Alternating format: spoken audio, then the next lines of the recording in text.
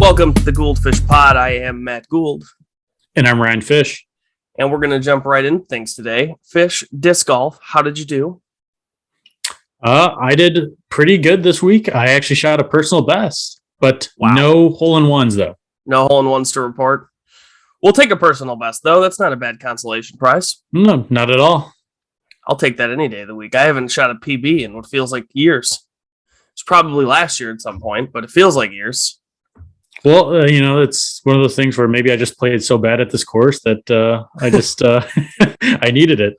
Yeah, me personally, I don't know if it actually feels like years since I've actually had a personal best round at one of these courses, or if it's just that my play has been so bad lately that it feels like I took years off. Yeah, I mean, definitely can be that thought process. I really need to get back in my environment. I need to make Knockers the home course. I need to be putting on the portable disc golf hole that I've got. Yes. I've just got to put the work in. That's all. There's no running from it. Hashtag work. Mm-hmm. But so not a ton of. Congrats on your personal best. But the segment is did we get a hole in one? And it's a negative. In that regard, we failed. We failed the people. Doesn't feel good failing the people. No, and we know they're rooting for us. Drop a comment where your first disc golf hole in one was. Yeah, there you go. And where, and then we'll show up to that course one day and just we'll show up and shoot 2 hole in ones. Yeah, and then you'll be unimportant, and we'll delete your comment. But other than that, we've got a couple of funny little interesting wrestling tidbits before we jump into our main course. Most notably, I would say that the best of the Super Junior lineup was just announced, and it is actually quite a lineup. If anyone was expecting there to be like 8 AEW guys in this, then I guess they'd be disappointed. But if you kind of knew what New Japan was going to do, I would say this is a rather great lineup. We've got 2 blocks of wrestlers. Block A includes Ryusuke Taguchi, Yo, Clark Connors, Hiromu Takahashi, Yoshinobu Kanemaru, I'm not particularly a fan of, Ace Austin, Alex Zane, someone I've never heard of named Francesco Akira, Taiji Ishimori, and Sho. Block B has Master Wato, Robbie Eagles, Teton, I believe is his name, spelled like Titan. I don't know why they don't just call him Titan. Bushi, El Desperado, Dookie, El Lindemann, Wheeler Yuta, TJP, and El Phantasmo. So the Uter staking his claim in the New Japan Best of the Super Juniors tournament. He's taking his Ring of Honor title around the world. Yeah, no kidding. He's going to take... What's funny is he's the Pure Wrestling Championship, and I can tell you that all of the matches that take place during this Best of Super Juniors, typically speaking, couldn't be further away from Pure Rules. You got guys flying and crashing into shit. There's no countouts. They're going to probably use weapons in some of the some of these matches. They might not be a pure thing about it, but is he going to have his coach there? Ooh, William Regal. I have a feeling that William Regal isn't going to fly to Japan for a 1+ month stay. I was just curious that he's been coming out with the Uter. That would be great dedication on William Regal's part. If he actually went all the way over there just to corner him for 9 matches over the span of a couple of weeks, I would make the argument that makes William Regal probably one of the best and most dedicated managers ever. I'd have to agree with that. Any other thoughts on any of the names? I know some of them are like vaguely familiar to you, but yeah, I probably would say my guess would be Hiromu. Hiromu's always a strong pick. And then I guess I'll be a homer and take the Uter. Oh, so you're going Hiromu versus Uter in the finals. Okay. Yeah. All right. So I am actually going to go. Wow. A couple of tough choices here. I am going to go ahead and say El Desperado finds his way back to the finals from Block B. Yeah, actually, the more I look at this, there will be a lot of great matches, but I actually am struggling to see how it doesn't end up being El Desperado versus Hiromu in this finals here. A lot of great guys, but I think those are the most noteworthy guys. I guess Taiji Ishimori could make a run, and they could fire him back up. If they're going to use Alex Zane, I guess they could send him to the finals. But I don't think anybody other than Hiromu or Desperado is going to win. Yeah, like you said, a few people I know, like Ace Austin and TJP. They're solid wrestlers. Good for Ace Austin. Yeah. Guys come a long way. Moving forward here, I thought it was worth mentioning also, along the same lines of New Japan, Juice Robinson, the shortest break from wrestling you've ever had in your life. He is already back, and he is now a member of the Bullet Club. He has made his intentions clear. He wants the IWGP US Heavyweight title. So he's got to go through Tanahashi and Will Ospreay since they're both battling it out, aren't they? Will Ospreay, I think, was supposed to wrestle Tanahashi for the title, and something happened. I don't know if it was COVID related. I think it was COVID related, but Ospreay couldn't do the match. So I don't remember who wrestled Tanahashi for that title, but the big thing was that after the match, Juice Robinson aligned, and he's bad Juice now. He used to be Finn Juice. Now he's expired Juice because he's bad. I like that. I like the expired Juice. Also, Triplemania was last night, and I know that, look, me and my dad have talked about the Triplemania shows. They're an absolute all over the place disaster most of the times. But I do know that the Young Bucks wrestling Rey Fenix and El Vikingo was probably a hell of a match. And I'm sure at some point we'll see this Vikingo character in AEW. I mean, he's nuts. He does stuff. I don't know that he's as good of like a wrestler as Will Ospreay as far as the performance aspects and the drama of everything. But like he does stuff that I don't know that I've seen Will Ospreay do. And he's just he's hanging around too much with the Lucha Bros. Well, dude, yeah. I mean, he was partners with the crazier of the two Lucha Bros. My dad actually watched the show live. I've still got to check it out, but he said that the 4-way tag that I thought was a 3-way was the craziest collection of stuff happening that you'll ever see in a wrestling ring. He's like, he can't make heads or tails of a lot of the stuff, but he's still sitting there going like, wow, this has got to be the most incredible thing I've ever seen. It's so interesting and unique that it just blows it out of the park. Well, you want to hear interesting and unique. You know, they also have a match that features a bunch of wrestlers dressed as Marvel superheroes. Oh, you did tell me about this. Yeah, yes. Yeah. It's like some partnership with Marvel that they have where they usually have a pre-show match where people come out dressed as all the Marvel characters and they have a match. Wild. Yeah. Those AAA shows are always very interesting.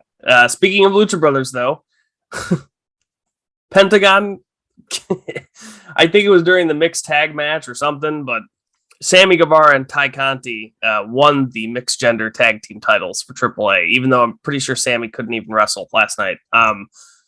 But somehow ended up a champion because Ty did have a replacement partner and Sammy just got involved by hitting people with a crutch at a certain point. Yeah. Which in Mexico is fine.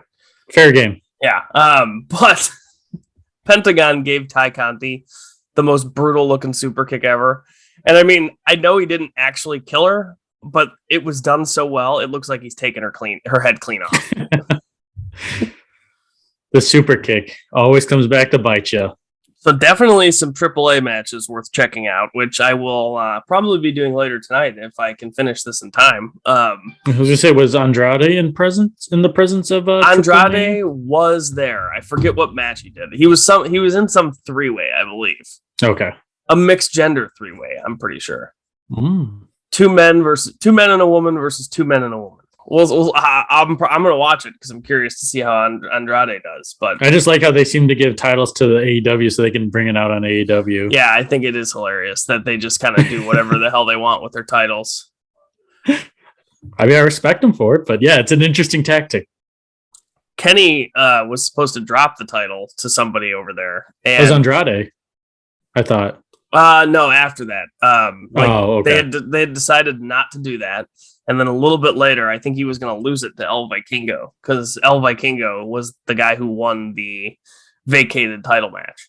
Okay. So I think that's who he was supposed to lose to. But I just thought it was funny that like Kenny was injured for so long and he lost Impact's title on TV and eventually lost AEW's title, but the Mega Championship just never lost it. Never lost. Just vacated. AAA was like, fuck it, who cares? We don't need you to lose it. We'll just we can make a match. Someone will have it. It'll be fine. Wow. And then before we jump into, we're going to work in reverse here since we're starting with news closer to the end of the week. We'll work backwards. But before we do that, the other funny thing is Maria Kanellis runs an all women's promotion, or maybe it's just a one-off show. I don't know. But Mike Bennett, her husband, posted a picture of her in a Walmart with a shopping cart full of steel chairs and just posted, "Tell me your wife is running a wrestling show without telling me your wife is a wrestling show." And she's just standing in Walmart with sunglasses on, smiling at her cart full of steel chairs. It's so funny. It's very, very wrestling-esque. bad radio, but go seek it out. It's pretty damn funny. You got anything else? That I do not. All right. I know other stuff has gone on. Like there were several matches on New Japan, and I'm sure there's more specifics that happened on AAA, but selfishly, I'd like to watch those things for myself and not talk about all the things that happened when I haven't even seen it. So exactly. So with that, we will move into Rampage. You're going to take us through the show, but what did you think overall? I thought it was actually pretty good. Definitely consistent.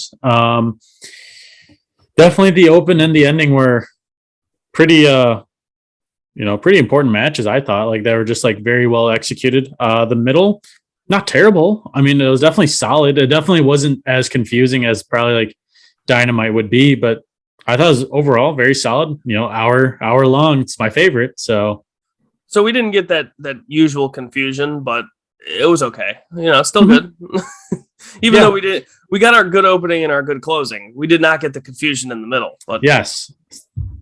So we'll just kick it off here, and we started out with the Owen Hart Foundation tournament qualifying match between Swerve Strickland and Darby Allin. Hey, this is one of those matches that I've said a bunch of times. When you don't know who's going to win, it greatly enhances the value of the match and the crowd getting into it. And I thought that this was really awesome. I will say, having seen Swerve and Darby wrestle on independent shows, as cool and as awesome as this 10-minute match was, they have gone a million times harder before. Not like effort-wise. They were clearly trying very hard, but just the way the match progressed and everything. Like, it was a nice little qualifying match. Both guys did some crazy shit. Darby Allin is a madman, as always. That he is. Yep. That never changes. But yeah, this was a nice little qualifying match, and it's kind of like sometimes the interference becomes a little much, or the distractions or whatever for me, but at least they all make sense. Absolutely. I was going to say Ricky Starks interfering definitely made sense because Swerve and Keith Lee have had a problem with Team Taz. So like you said, it could be a little much, but you can understand the interference though on this one, for instance. Yeah. And, I think it's interesting that we'll sit here and we'll talk about feuds that just won't die. There's been plenty of them over the couple years that Dynamite has been around. And a lot of times we sit there and we're like, God dang, this just won't end. Like, they just keep doing something. Like, what's the point? Blah, blah, blah. And I think what I've realized, and I should have probably realized this earlier, it doesn't actually have anything to do with the same feud going on forever. It has everything to do with the quality of the feud. So, like, the Deeb and Sheeta feud, which the street fight was cool, don't get me wrong. But all of the stuff from before Sheeta getting hurt, we were sitting there like, dude, this is still going on. Like, I like watching them wrestle, but like, what is this? Right. Yes. And it's because the feud was pretty dry. I mean, they were good wrestlers, but they were constantly put in bad situations on the card. They were always following something that was just very difficult to follow. And other than a few video packages, they just kind of expected us to hop on board with, I mean, I know they did the Serena Deeb heel turn, but heel turns aren't as effective when it wasn't even clear what the person was in the first place. So it was just kind of like flat. Whereas like this Team Taz thing, there's technically nothing different. Like, they're dragging this feud on forever.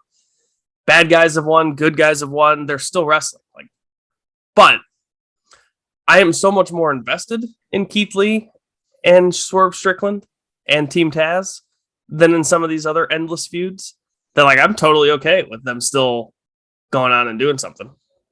Yeah, and I think you kind of hit the nail on the head with the the importance and kind of the good matches. You kind of have good matches like throughout, but it's also kind of the storyline. And you can definitely see instances like this upcoming week where Keith Lee and Swerve can get back at Team Taz again. So like they keep kind of putting those little pieces together that keep furthering the storyline. That's just like not necessarily never ending, but it's at least good quality of never ending. Oh yeah. I could watch that pair of teams wrestle many more times and be fine with it. The only thing I didn't like is that, like, we put Ricky Starks on commentary, and these are the things that you kind of have to look past, I guess, if you're going to be a wrestling fan. It's just, I wish that they were not things that I had to look past in order to enjoy it.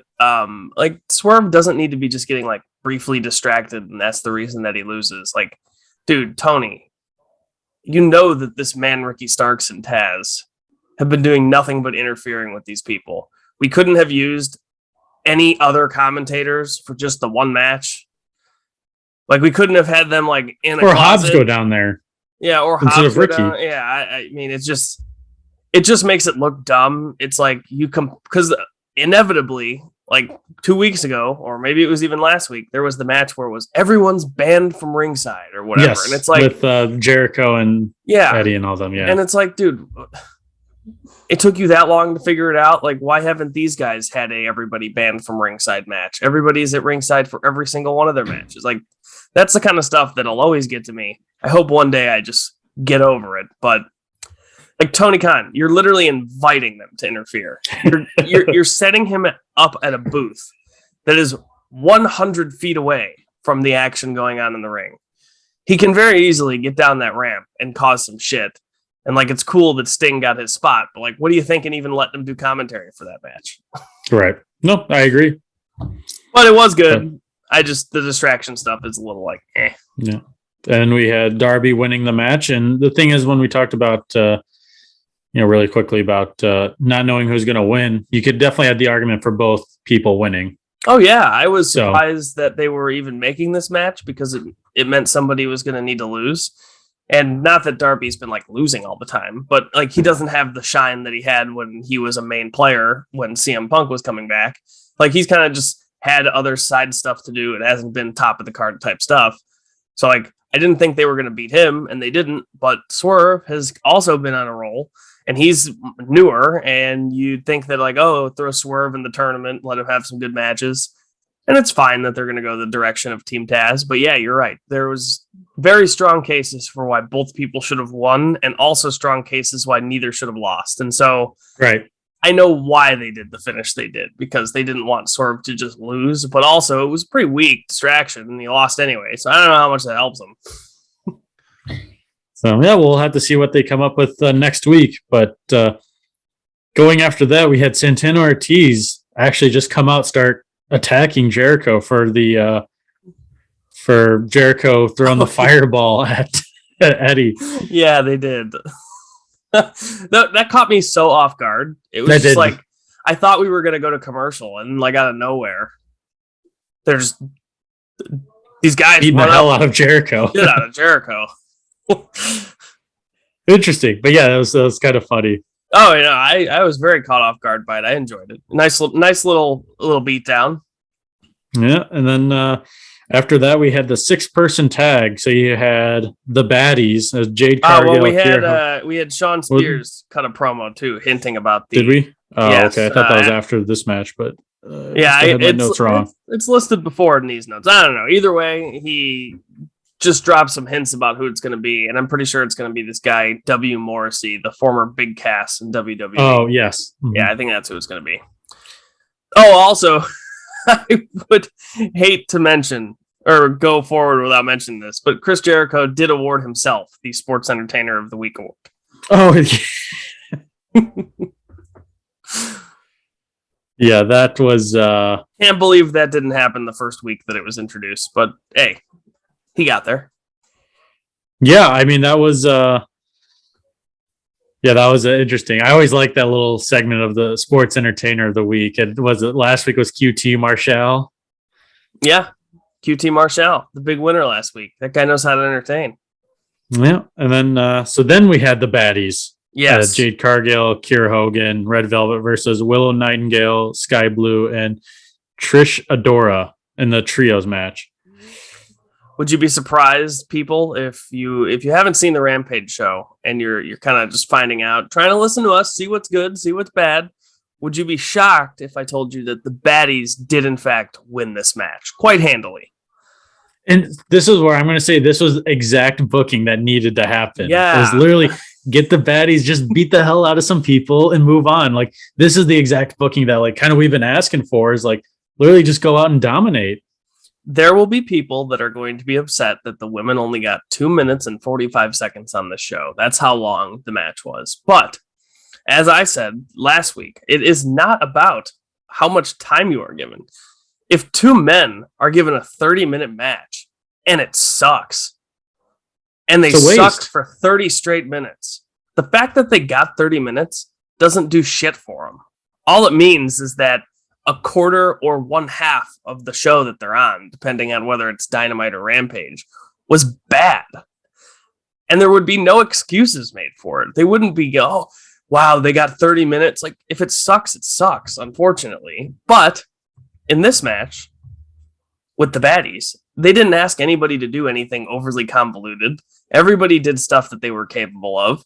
Yes, they won in dominant fashion, but I think even more importantly, most of the wrestling looked smooth and played well. Yes. I do think it was as choppy or as the rhythm wasn't as bad. And I think that even more than them beating a team in easy fashion, because you knew they were going to do that. I think it was important for them to go out there and collectively show that, they are capable of doing this. It's just, maybe they don't need to be having 12-minute TV matches because they're not there yet. And that's fine, but the more times you put your people in a situation to succeed, the stronger they will come across on television, whether they're on the screen for 2.5 minutes or 23.5 minutes. So that's where I stand on this match. Yeah, I mean, I think you definitely got it right. It's, definitely about the quality of the match. And, if people can do 10-minute matches that are, of good quality, and then it's of good quality. And we've definitely had some bad matches that were 10-minute matches that just didn't need to go 10 minutes. No, if they feel like they go 18 minutes because they're so plotting and slow. I mean, not a definitely ton else its to purpose. say here. Yeah, I was good with it.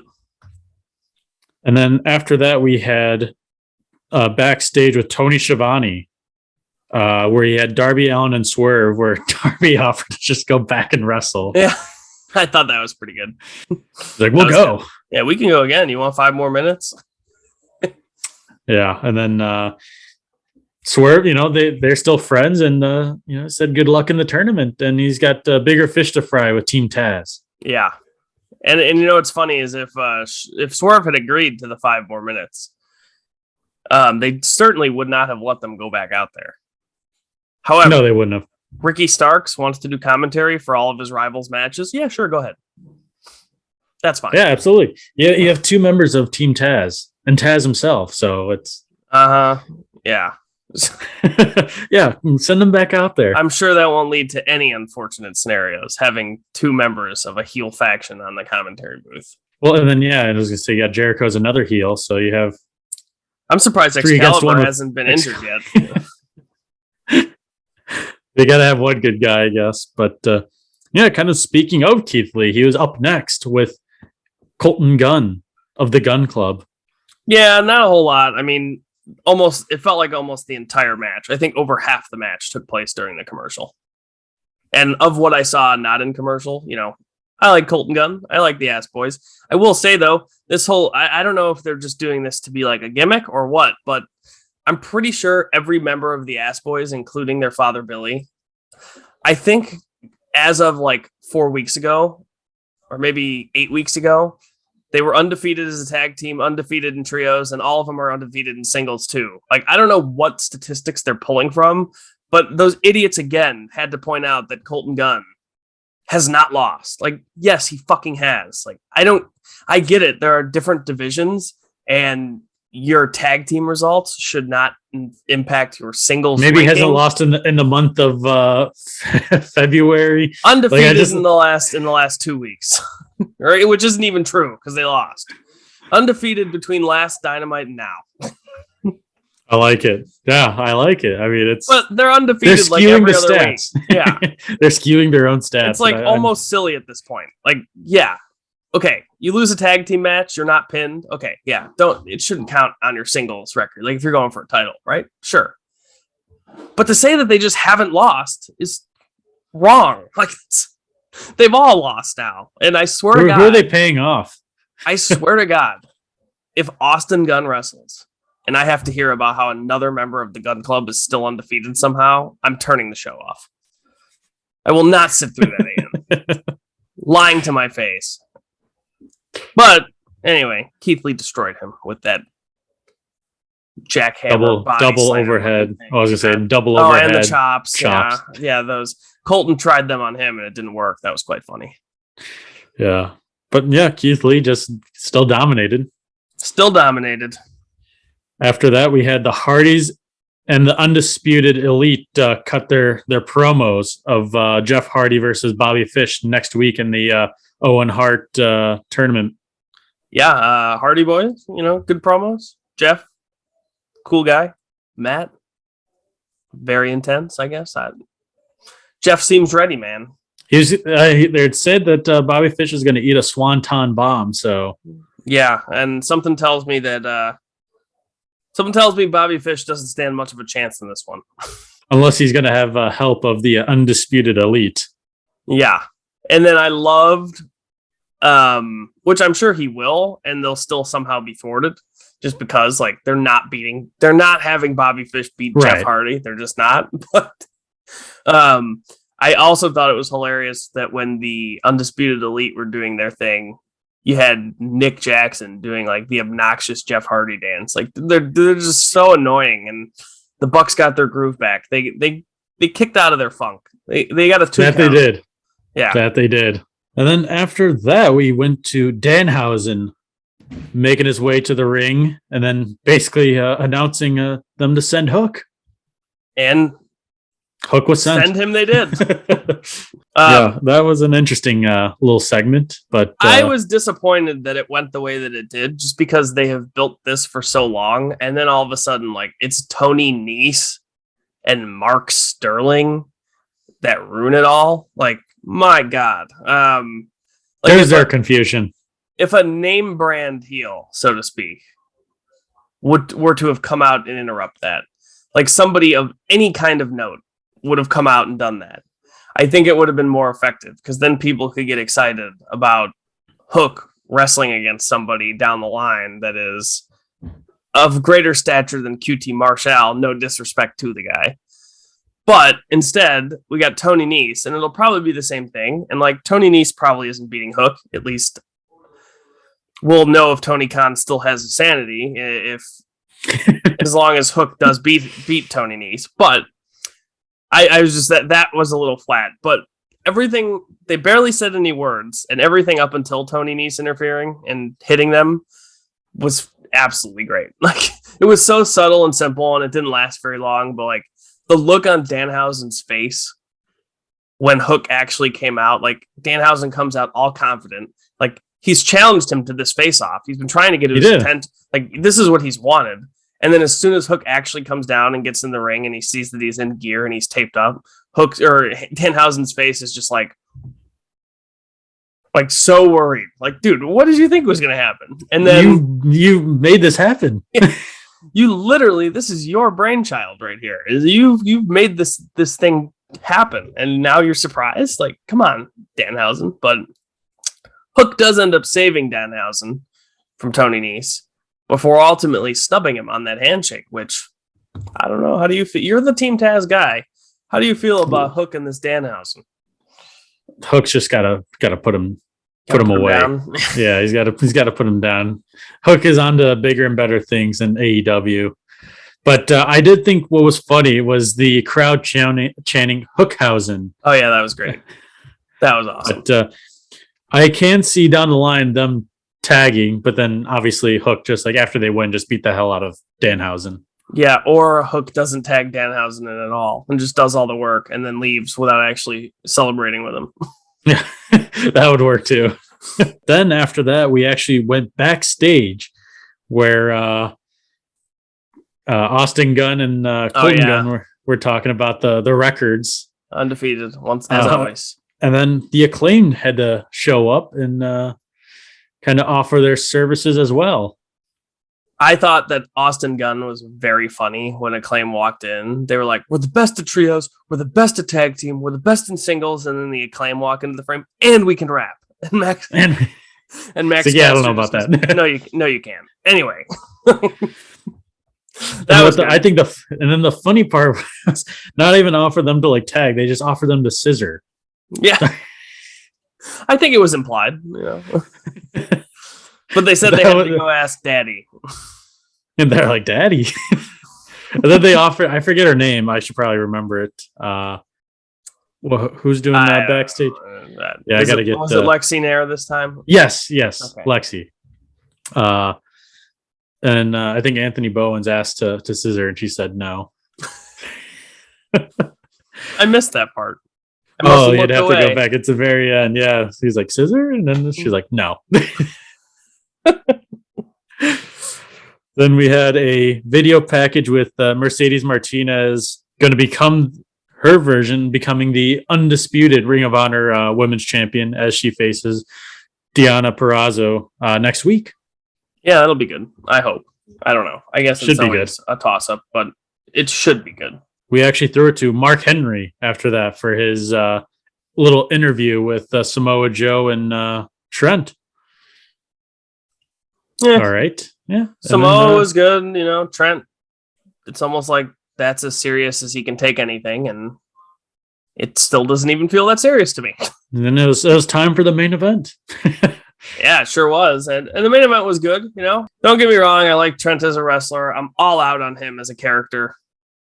He's an good idiot. wrestler, bad character, yes. Yeah, he's an idiot for hanging around with those people still. Take a page out of the Uter playbook. Seriously, yeah. Well, the BBC, the BCC, whatever it is. Yeah, I'm an idiot. Uter was having a field day with all that stuff. Dude, yeah, I know. I'm going to fuck it up many more times before the group disbands. You're down the line too, I'm sure. But I always wanted to say BPC for Blackpool Combat. Oh yeah, I didn't even think of that. But anyway, they're not going to take Trent. No, they're not. So he's got to find somewhere else to go. And frankly, if I'm a faction and I've seen how hard Trent has fought to keep just him, Chuck Taylor, and Orange together, and exclude all these other people, I'd be like, all right, well, just stay over there, dude. I don't give a shit. We don't need you. Yeah. But it was fine. They hit hard. They do good moves, and I love watching both guys wrestle. It was just one of those things where I was kind of waiting for it to be done because I knew what was going to happen. Yeah, no, I mean, I definitely kind of agree, but I think I like the match just a little bit more than probably what you did. So to me, I thought it was very good. I don't really remember seeing Samoa Joe wrestle as much. So just kind of whenever I, see him, I just kind of, pop. Like I would never skip this match. And it was good. It was just like, I watched a ton of wrestling all consecutively because I watched Dynamite and Rampage right in a row. Yep. And I was just like, oh my God, after so much good stuff where I didn't really know the outcome, my main event of AEW for the week, I was just like, I kind of know what's going to happen here. So, yeah. Yep. No, I mean, I agree. But overall, I thought it was very good. Yep. And then my favorite guy ever came out after. And Satnam this time he literally didn't move. Like literally didn't move at all. He made it 2/3 of the way down the ramp. And then from like 15 feet away, somehow threw a guy into the stairs. It was Chucky T. It was Chucky T. It looked so preposterous. They're standing like at the foot of the ramp. Well, I mean, granted, he can reach that far and basically grab. Yeah, no, that is fine. But like Chuck had to run like 3 steps into the stairs. Oh, right. Yeah. They weren't as close. Yes. Yeah. Definitely overshot that one. Yeah, a little bit. But yeah, it was what it was. It was the beatdown and Jay Lethal and Samoa Joe. They had their super intense pull apart at the end. And I still question Jay Lethal's execution of my 2-pronged strategy.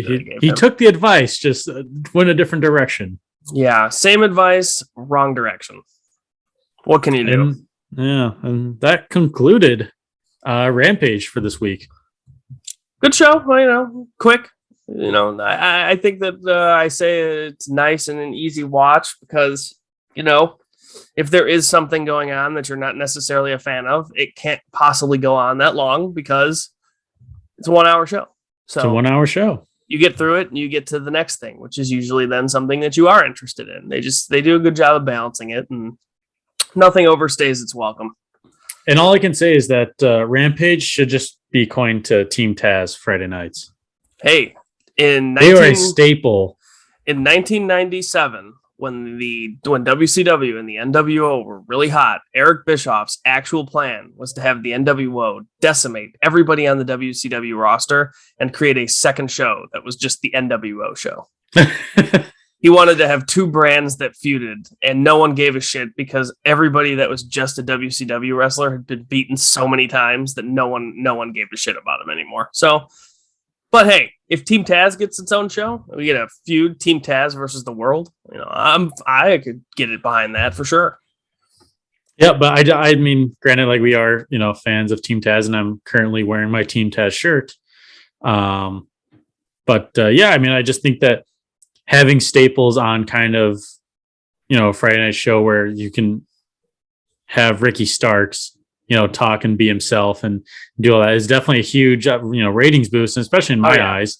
I don't know if it necessarily is, but, to me personally, I think having Team Taz just kind of dominate Friday night, I love it. I do love that they dominate Friday night. And any other closing thoughts on the show there? Nope, I'm good on mine. All right, then we'll move on to the show that dominates Wednesday night.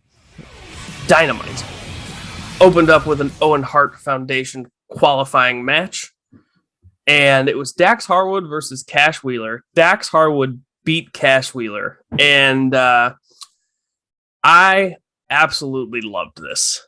I thought this was incredible, right down to them coming out together, which I got a kick out of, because they both walked out of separate tunnels and came down together. And supposedly it'll be the only time they ever wrestle each other, if you believe them when they say that. But this was classic wrestling. Yeah, no, absolutely. I mean, I can talk about what I thought, a little bit towards like the end of the match, but yeah, I mean, that was incredible. Like from the opening, it was perfect. So yeah, I mean, so they did a lot of basic stuff. Headlock takeovers, arm drags, trap the head scissors to get out of it. Like really, they kind of repeated the same couple of spots over and over again right at the beginning, but they would always go into it a different way. And the intensity level that the two guys perform such simple moves, to me, is what separates them from all of the people who are still learning / didn't necessarily learn how to throw strikes and be physical in the manner that these two guys are, because these guys are really physical with each other.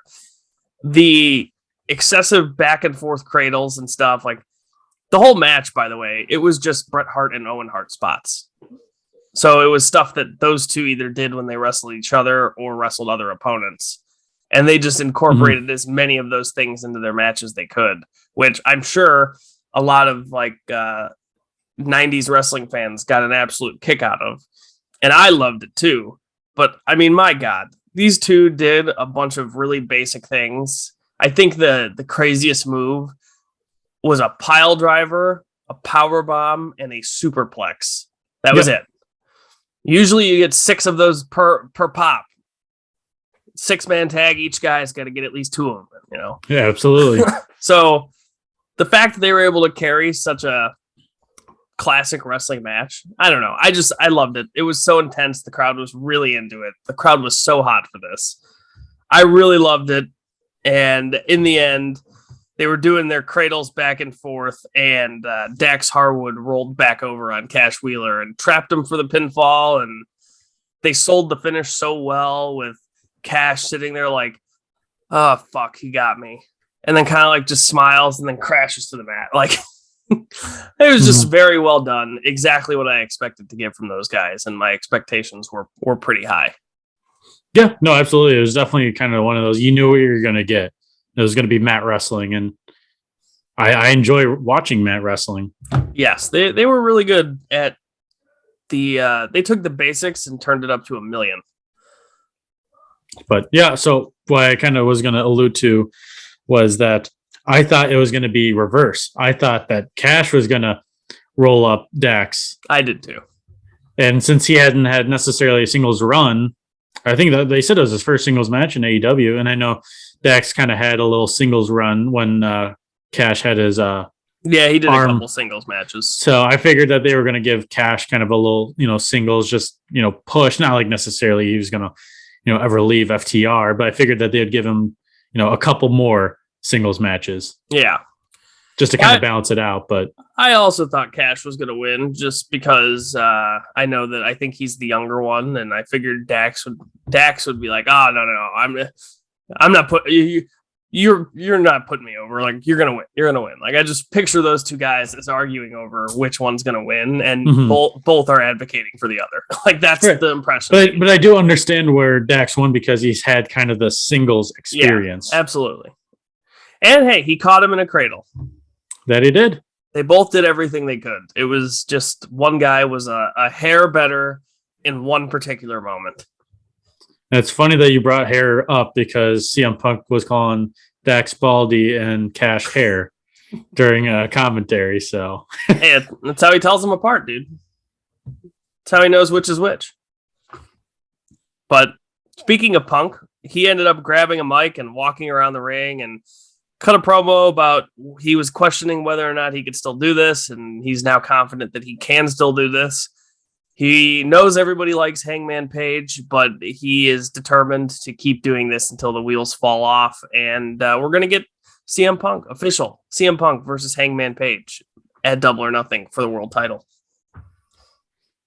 And like you said, when you don't know who's going to win, it just means that much more. Oh, yeah. And I genuinely don't know who's going to win, because you could make strong arguments that Hangman should keep it. You could make strong arguments that you can't have Punk lose after the progression that he's gone on. Absolutely. Scorpio Sky and Dan Lambert were backstage. And you know what? I'll tell you what. I almost always find myself sitting there listening to Scorpio Sky going, dude, like, this is like corny wrestler speak. Like, try and convince me at least that you believe what you're saying. And you know what? This was one of the better promos that he's had in recent, maybe not ever, but in recent memory, for sure. I was going to say, this is the one where I believe the words that he was saying. Yeah, because the words were true. And that always helps. And he's not a heel. He should never have been a heel. He should have just been the babyface that he was. It was 2.5 years ago that Scorpio Sky went on national television and was cheered because he said that he finally got a date with his high school crush because he got a match against Chris Jericho for the world title. And people went fucking crazy for him. He threw the shoe. And he threw the shoe, yes. Dude, he was so over for some of that stuff. And then he just disappeared, became a heel, and spent an entire year wrestling on Dark. Like... But this was a good promo. It's weird that he cut a babyface promo about how Sammy screwed him and how he's accomplished all these things. And yet Dan Lambert's like standing right there, like still a dick. Yeah. Still being Dan Lambert. Yeah. Blackpool Combat Club. Bryan Danielson, Jon Moxley, Wheeler Yuta defeated QT, Nick Comoroto, and Aaron Solo. And did you see why they announced this match? Because Anthony Ogogo was in attendance and ringside. Oh, well, right? Actually, I was talking about like the reason for this match in particular taking place. Oh, no, I don't. Yeah. Tony just said that the fans have been excessively demanding a Blackpool Combat Club match, so we're just going to give you a Blackpool Combat. And they beat up some geeks. You know, the factory had a little bit of its run, but it wasn't a whole lot. I mean, they got more than I thought. I will say that. They make Nick Comoroto look so good. Yeah, they do. They do. And I really appreciate that because I do think he's good. I do think he's good too. But when you've got guys like Danielson and Moxley in particular who are willing to make him look that good, I've got to believe that they think he's good. Because if they didn't think he was good, they wouldn't do that much because they don't want him to hurt them. Right. But if they don't think that's going to happen and they're willing to, make him look like a total monster, then odds are they probably think he's pretty good. And I'd like to see more of him. Absolutely. Not a whole lot to it, though. It was at the end of the day, it was Yuta hitting the hammer and elbows before using that seat belt. He calls it the seat belt. Mm-hmm. The pin. I don't even know who he pinned. Nick Hammerado, because QT that's right. And Aaron Solo tried to rush in, and then that's when Danielson and Moxley tore their heads off. Yes. Yeah, that's right. See, the only problem I had with this one was since Anthony Ogogo was there and they didn't mention him, like I just wanted to see him back, outside the ring, just like punch someone. Yeah, I guess. Why not? I mean, you built him up kind of against, granted it was Cody and it was a horrible feud, but like you did kind of build him up. Kind of. Dude, I'll never get over that feud. I'm sorry to pull away from the main focus for a second, but we didn't have a podcast this time. And if we did have a podcast, what I would have said was this. For weeks, that dude came in and knocked people out with one single punch to the gut. And then in a 10-minute pay-per-view match, Cody took, first of all, he didn't even try for the punch. Right. Until like halfway through the match, even though he's been putting people down with it in one shot. And then Cody absorbs multiple in roads to a victory. I'll never forget that for all the wrong reasons. Since William Regal did make a point saying, they have to be careful of Ogogo being there. I just thought that he could have had at least one, 5-second moment. Yeah, I don't. That's all. Just a little comment there. Dude, before Wednesday, like I think on the morning of Wednesday or Tuesday night, this segment didn't even exist. Oh, that's true because So I don't blame him for not thinking about doing something like that when they had barely thought to do the match in the first place. Right. Well, it's just because that's the first time we've seen him in a while. That's all. It has been a while. It was so weird. He just disappeared. But beside the point. Moving on. Tony Schiavone talking with Britt Baker, Jamie Hayter, and Tony Storm, the 3 qualifiers for the Women's Owen Hart Cup. And out of nowhere, well, first of all, they were throwing some insults back and forth, and then Ruby Soho interrupts. Apparently enough is enough. She wants to fight. She does. And I would love to see Ruby Soho fight. Yeah, it's a tag, I believe. Oh, is it Soho and Storm versus Hayter? And yeah, I think so. That's what it's going to be, yeah. Or I think it was kind of hard. I thought it was a tag. It was kind of hard to understand because like it felt like a tag, but she also specifically said Hayter. Like she wanted. Well, because they're going to meet in the first round. So that's why she said, I'll see you in the first round. Okay. But they're having a tag, I want to say, on Rampage next week. Yeah, I forgot they're doing that match in the first round. Maybe because I was hoping that isn't what they were going to do. I would like to see both of them go far in the tournament. But I was just going to say, as we're getting off topic just a little bit, I would love to see that as the opening match to Rampage. I would love to see that just kind of finally get its time. Oh yeah, that would be good. I mean, I think that would be a great way to open the show. Like my thing too is like, Britt Baker is a pretty good wrestler. I mean, she's way better than she was at the beginning of AEW. But if Britt Baker is technically the least proficient performer in the ring, as far as like doing the movements and wrestling a match goes, then you're going to have a pretty damn good match. Yeah, absolutely. Jungle Boy, Luchasaurus, Christian Cage backstage. Wow. That sounded like the intro to the Fairly Odd Parents. Jungle Boy, Luchasaurus, Christian Cage backstage. Jungle Boy said it stung extra bad. Not just bad. Extra bad. But he didn't want to sound like a sore loser. Christian told him he sounded like a loser anyway. That was so funny. Oh my God. But he's right though. He is, yeah.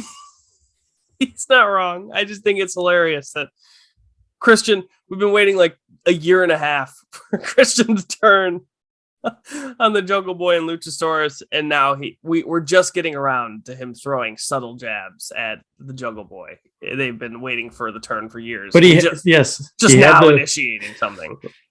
he had the redeeming quality. It was like, you are a loser, but it was a teachable moment, and like was like playing like the disappointed father. It's funny because like it's like the disappointed father thing, but then at the same time, like what father would say that? Like, right. It's like an uncle or something. it's like the uncle that never had kids who doesn't get it. Has no feel. But they did challenge any team ranked in the top 5, and your boys, they accepted. Team Taz, Ricky Starks, Powerhouse Hobbs. That's who's going to wrestle. I don't know if they said when it'll be. They said, I think it's on Dynamite, but they said any time. Okay, anytime. So anytime. So be prepared at any point. Thursday night. No, I'm just yeah. Monday evening, Raw just finishes. AEW is live on YouTube with a surprise tag team match. MJF, Sean Spears sitting in the luxury box. MJF insulted Philadelphia. He said Archer would silence everybody. And of course, it was the typical MJF, like, Wardlow's screwed. He's not going to win thing. And I never tire of MJF being incorrect. So there's that. I think Lance Archer did a lot for Wardlow there. Yeah, he did a hell of a lot. Like, it's weird because, like, I thought it would be good because I know Lance Archer is really good. And I know that when he wrestles another guy who is big and strong, that he's going to have an easy time making it work. And 2 big dudes just being slugging big dudes. It out. I love that kind of match. But then there's the Hurricane Rana by Wardlow. I mean, fuck. Like, dude, he got up there. He got up, yeah. Like, usually guys, like, they use like a little bit of momentum and they kind of like, it's hard to describe, but the way that it looks is that they kind of like almost run up the person. Like, they're not actually doing that, but it's almost kind of like they get halfway up so that they can get their legs around and then they just go to the ground. This fucking Wardlow looked like he did a 6'10" box jump to get up there. I mean, Jesus, that was some height that he got. And I was gonna say, just before, speaking of height, you could even still tell the difference between the size of Wardlow and the size of Lance Archer. And it was just like, I'm like, damn, Lance Archer. But at the end, it was, let's see. Oh no, I lost my notes. Okay, anyway, so the Archer, blackout too. Yeah, they did the blackout, and it was a 2 count, and they did the cradle for the near fall. This ending sequence I thought was actually pretty good because very rarely do people get out of that blackout. And so then Archer wanted another blackout, but it was a headbutts and a swanton bomb, and eventually 4 power bombs on fucking Lance Archer. And this W. Morrissey guy is legitimately taller than Lance Archer. Yes. So I love. He's been killing it on Impact. So yeah, he's been way better, as most people are when they leave WWE. But he was in a position in WWE where I didn't think he was going to be anything at all when he left. Whereas most people I expect to be a lot better. But WM Morrissey, is that his name? I don't know why. I'm not too sure. I think it's W Morrissey. I just pick a first name. But yeah, I think it's pretty interesting that the progression of Wardlow's challenge is you're going to get bigger and bigger dudes just to fight MJF, and your job is going to be to powerbomb all of them exactly 4 times. Yeah. Well, I did want to make mention, and I think commentary actually did a really good here, is when they talked about how Jon Moxley beat Lance Archer after the blackout where he rolled him up. They said that Wardlow did the exact same thing as what Jon Moxley did to beat Lance Archer. Oh, okay. So I was just like, that was like, I liked that on commentary that they brought that up. And I do think that was Excalibur. So I think that was very good on Excalibur's part to like say he like studied, like that Wardlow actually like went and did some film work. Yeah, no, that is good.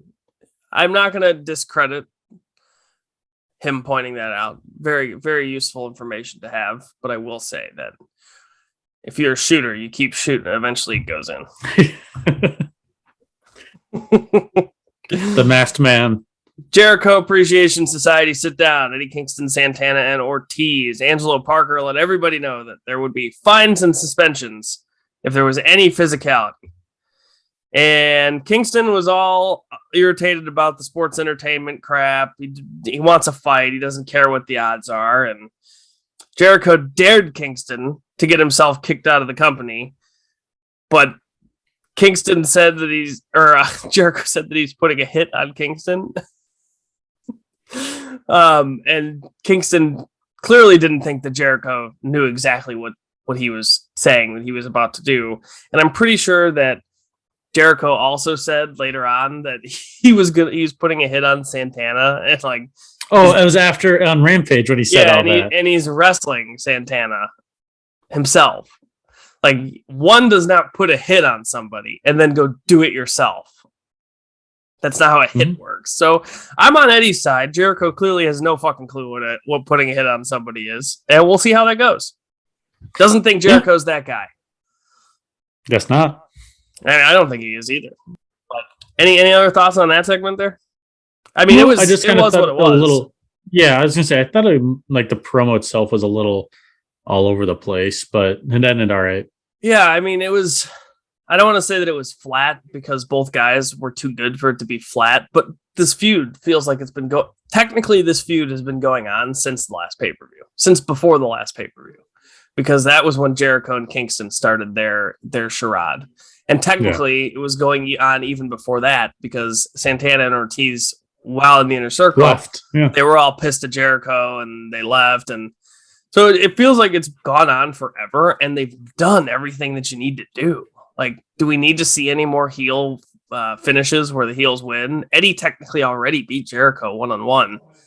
I guess we'll get. And he just beat Daniel Garcia. Yeah, but they've just done so much. Like, what else is there to say? So I feel like that's probably why it kind of went all over the rails because they're essentially, they're. The way I would describe this promo is it wasn't bad, but it was definitely the extra 200 words you throw on at the end of the essay to meet the word count. Yeah, that's a little bit what it felt like. Promo video for the main event. Sammy Guevara, Scorpio Sky. I did think it was funny that Sammy said Scorpio Sky was the least interesting member of the AEW roster.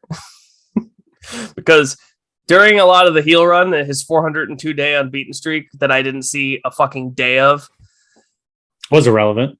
Was completely irrelevant. I just think it was funny because, we all feel that way, and Sammy pointed it out. But Hikaru Shida, Serena Deeb, Philly Street Fight, Serena Deeb picking up the victory here. The crowd was not as into it as I thought that it would be. And I guess I understand why, because it was a feud that went on and they had 11 and a half matches. And then Shida came back and insisted that they needed to continue.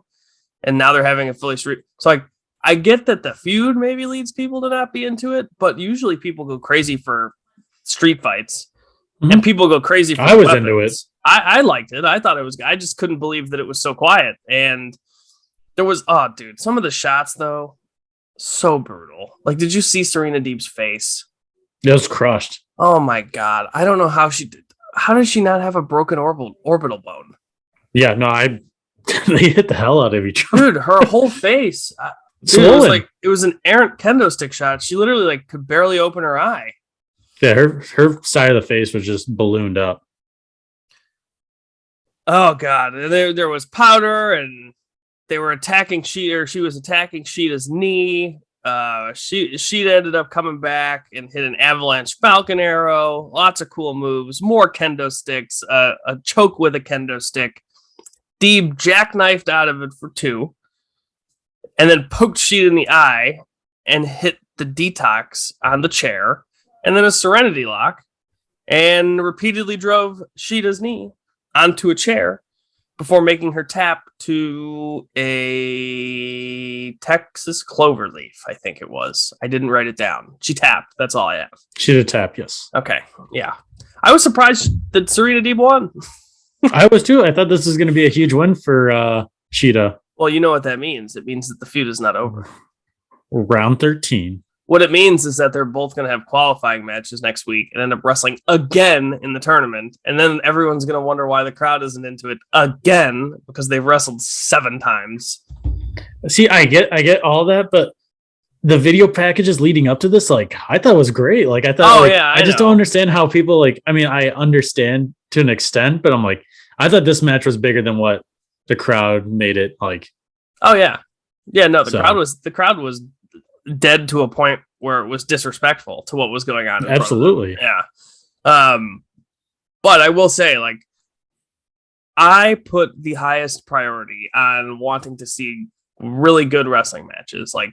I don't want to turn on TV and watch bad wrestling matches. And it doesn't have to be 30-minute classics. But that is my highest priority. And then I would say my second priority is seeing the good segments. I'd say that's my second priority. The problem with this is that I'm always going to want to watch them wrestle because they're both good. And you put them in a street fight and you put them in this feud, like, I totally get it. But like the storyline, sometimes I have such the quality of the storyline has been derailed this. I have such a hard time getting into it just because it's like there are so many great stories being told that the ones that kind of just feel shoehorned stand out so much more. And we talked about this with like Layla Hirsch and Chris Statlander, where that's kind of, like you said, shoehorned in. Really loved it. I thought it was great, and I thought they busted their ass. And I thought it was a phenomenal match. Yeah, I was upset that they didn't get the respect that I thought they should have gotten. MJF, Sean Spears backstage. MJF absolutely all over an interviewer.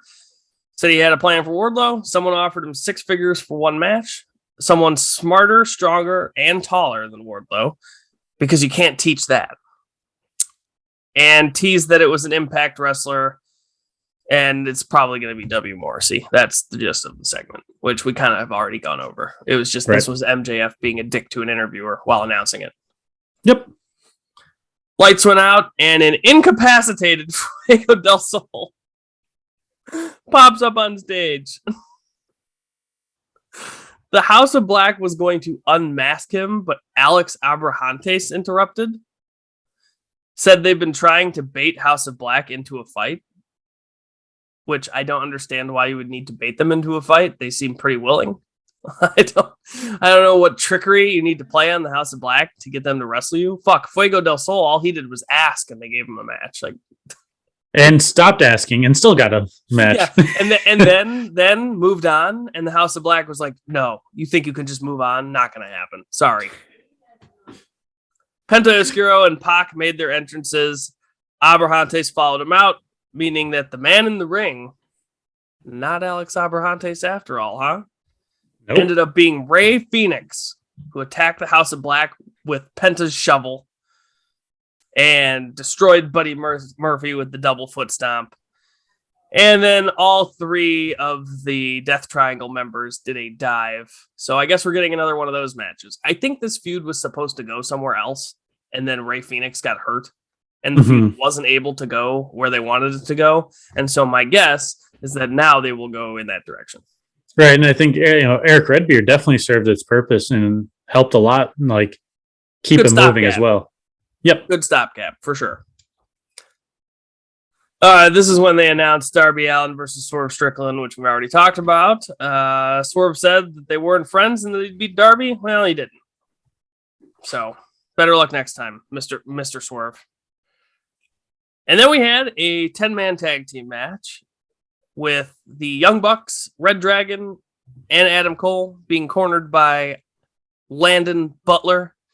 And they defeated the team of Dante Martin, Lee Johnson, Brock Anderson, everybody's favorite, the Varsity Blondes. What did you think overall of this match? Man, I finally got my fix of Big Shotty Lee Johnson. Yeah, it's been a while. It's been a minute. It's been a while, yeah. Since we got Big Shotty on TV. But just a usual, I always consider this a Young Bucks match where everything seems so hectic, but everything is perfect too. Oh yeah. They literally like took turns getting in the ring, and every time they subbed somebody in, they were one step ahead of the young guys. Like the young guys could not get an upper hand on this. The only person who got the upper hand was Dante Martin and Big Shotty for a brief second. Yeah, they had it for a second. It's just they couldn't string anything together without getting cut off. And what's funny is those Undisputed Elite guys, they truly are all friends, like really great friends. And like if I had 4 of my best friends in wrestling on a team with me, and this was all real, like I would think that it would be as smooth and dominant as these guys are, because they're technically, in the world of wrestling, they're all considered pretty dominant performers within their respective divisions. And they come out here, and it's just like 10-man tags, typically known to be the disaster match. Like, yes, they're supposed to be a car crash, sure, but a lot of them don't end up great. Like, it's just very hard to organize 10 people in a match. and the Bucks just do it like it's the easiest thing in the world. Absolutely, yes.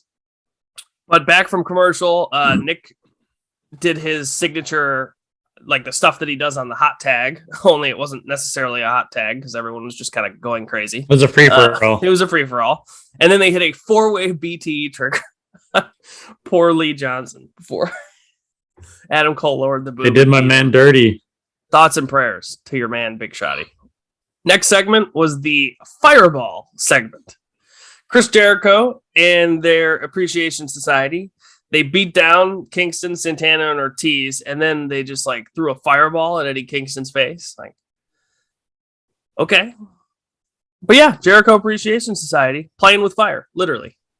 Threw a fireball at Eddie Kingston's face, and it made everybody upset. And that, hence what happened on Rampage. Yep. And then we go to the ladder match, which it was really great. And then at the end, I thought it was like fantastic. I thought it was very good. I was very entertained by this. And here's the thing, like, it's the same deal as Deeb and Sheeta. We joke about how we're going to start skipping any segment involved with Dan Lambert, Scorpio Sky, Sammy Guevara, and all those guys. But if they're going to wrestle, I'm going to watch. Like, I want to see them wrestle well. I could do without some of the nonsense and interference because all of those things happen in a regular match. And it means nothing to me now when people interfere. It's almost like the expectation because they do it in singles matches. They do it in ladder matches. There are no clear defined rules. And at times it really gets to me because it just makes me feel like, what's the point of all of this? Why don't people just cheat or have buddies at every match? Like, it just doesn't make any sense. But as far as the wrestling goes, really outstanding. The Cody spot that Sammy did where that was great. Frogged onto the ladder. This time, Scorpio Sky did his homework, knew it was coming, and ended up hitting a cutter of his own. Of course, there was the one scary spot. Yes, the very Jesus. Dude, that was absolutely terrifying. What move was he trying to do? I have no idea, but he definitely, like, I think Scorpio Sky is definitely a veteran and knows where to be. And I think Sammy just jumped in the wrong direction of where Scorpio Sky was at. I mean, that's kind of what it looked like. It didn't look like he knew where he was supposed to be going. 650 splash or something. Oh, the 630. Or 630, yeah. Like a 630 off of the ladder? Yes. What were they thinking? What was Sammy thinking? Like, he literally just jumped in a different direction. Like, I don't know what Scorpio Sky could have done. And I mean, in all honesty, like when you watch Sammy do that 630 off the top rope onto an opponent, he never comes down straight. No, a lot of times it's crooked. A lot of times he's like flipped sideways. Like, there's all kind. He crushed Miro. Yes, he crushed Miro. Like, there's all kinds of stuff. There's all kinds of weird ways that he's landed and flown through the air doing that. And it always ends up okay. It's not like there's close calls, but it's just like when Ricochet does the move, it is one seamless forward roll 3 times in the air or whatever it is. And he lands on his back. Like, there is no... in the general direction of where he's supposed to go. Yeah. Whereas sometimes Sammy, it almost feels like he doesn't have complete control of the direction he's flipping and turning. And that's off of the top rope. Now you want to do it off the ladder? 12 feet high. Like, I think Sammy is a freak athlete, but there is certainly he certainly has some baby giraffe tendencies. You know what I'm saying? Like, yeah, no, I just don't know what Scorpio Sky could have done. Oh, I don't think Scorpio is to blame. I think that the only way you can possibly rope Scorpio Sky into partial blame here is if Scorpio Sky agreed that they should do that spot. Like, if Sammy was like, hey, I'm going to do a 630 off of this ladder, and Scorpio was like, oh, okay, sounds good, then I guess you could make it the argument that it's right. But the execution of it just was. But yeah, nothing about what happened to Sammy, in my opinion, the way that I saw it, had anything to do with Scorpio. That match didn't need that. That's the only thing. It did not need that at all. It was such a good match. So many crazy spots as it was. Sky eventually climbed the ladder and looked like he had it, but somehow Sammy recovered from one of the brutal barbed wire spot Sammy had recovered from. And they punched each other, yeah. They punched each other, knock off the ladder, and Sky pulled down the title. Also, in the middle of the match, there was some interference with Paige Van Sant, who punched Ty Conti in the corner. And I thought her punches looked pretty good. Yeah. Like, considering that no complaints here. Considering that they're not supposed to be punches that actually kill people, like, for a pro wrestler punch, like, I thought it looked more convincing than most of the fake punches that the men do. And there were people, like, ragging on her punches. Really? I mean, I didn't see anything wrong. No, it looked fine to me. And then the only thing I hated about it is Ty Conti just waited like 30 seconds, just got up and booted her and acted like she hadn't just been punched rapid fire in the corner. That was a little stupid, but... And then she also kicked Dan Lambert in the balls. And if you watch a replay of that and you... Like, there's a slow motion replay that I saw. I have no idea how he doesn't actually get his balls kicked. Based on like the way I saw it. I mean, it was like, if you look at the freeze frame of it. Oh yeah, I saw her. How is she not tower post or something? Yeah. How is she not just annihilating his balls? Like, I don't get it. That's what it looks like. That's just pure. It looked like it was amateur hour, to be honest. So hopefully Dan Lambert is okay. Words I never thought I would say. But Scorpio did knock Sammy off the ladder and pulled down the championship. He is now a 2-time TNT championship. And I will say that I don't think that anything they've done in between the time that Scorpio won the title the first time and now, I don't think anything they did, no matter who it was against, Sammy, Scorpio, or otherwise, anybody affiliated with this, I don't think anything they did was good. Like, seriously, not one thing. No, we talked about how everything was skippable. This, in a lot of ways, definitely made up for it. As long as it's done. If they do another match, I'm not watching it. I'm not watching any more matches, because what more do you do after that ladder match? The next step is somebody actually dies. And take a break for 6 months and then challenge again. Instead, he flew to Mexico and couldn't wrestle because he landed on his neck and his shoulders and somehow still walked away with a title. That Spanish God, man. He is a Spanish God. But that was, and then Frankie Kazarian came out, just like Scorpio Sky promised. He will be the first challenger for the TNT title, and it's now officially weird that babyface Scorpio Sky has heel manager Dan Lambert and heel partner Ethan Page in his corner, while he gives friend Frankie Kazarian the first shot at the TNT title. So is Sky just going to go back to being a heel and screw his friend? Like, I hope not. I hope it ends. See, I think he's going to get interference from Ethan Page because they're going to do the same thing where it's kind of with Cash and Dax, where going after that knee, there's going to be one move where Scorpio, takes back and has some reservations on, and Ethan Page and Dan Lambert are just going to scream at him. Yeah, or Ethan Page and Dan Lambert interfere before being told to interfere. Or Scorpio is saying that he doesn't need the assistance, and they go ahead and he wants a clean match this one, right? Yeah, he wants a clean match, and they don't give him a clean match. Now Scorpio is mad at both of them, and then we can break them off. Ethan Page can get his match against Scorpio Sky for the TNT title, and then hopefully we can just not do this combination of people ever again.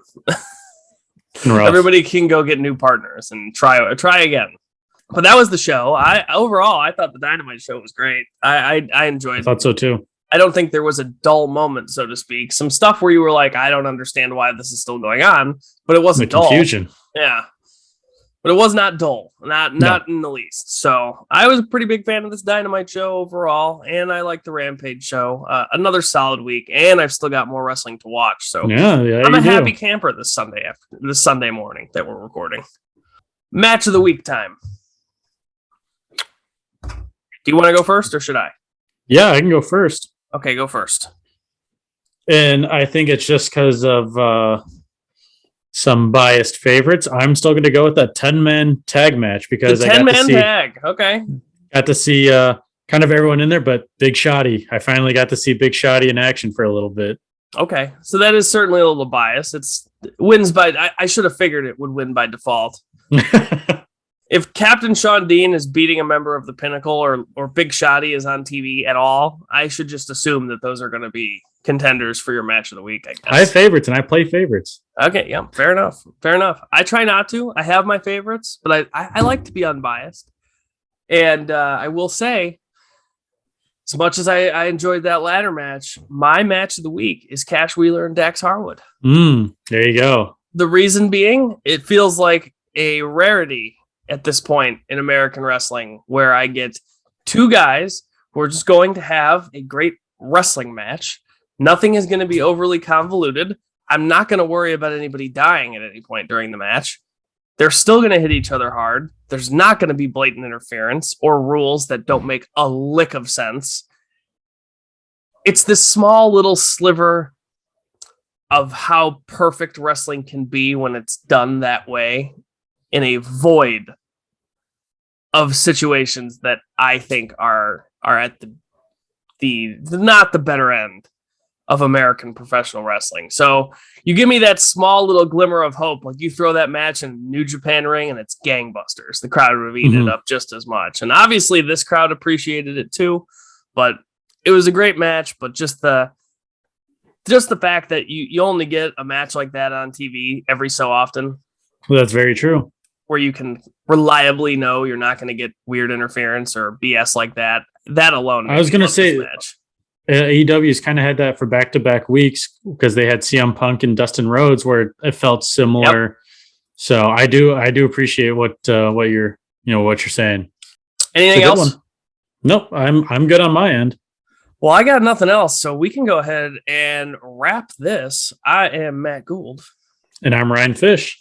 And thanks for listening to the Gould-Fish Pod. Peace.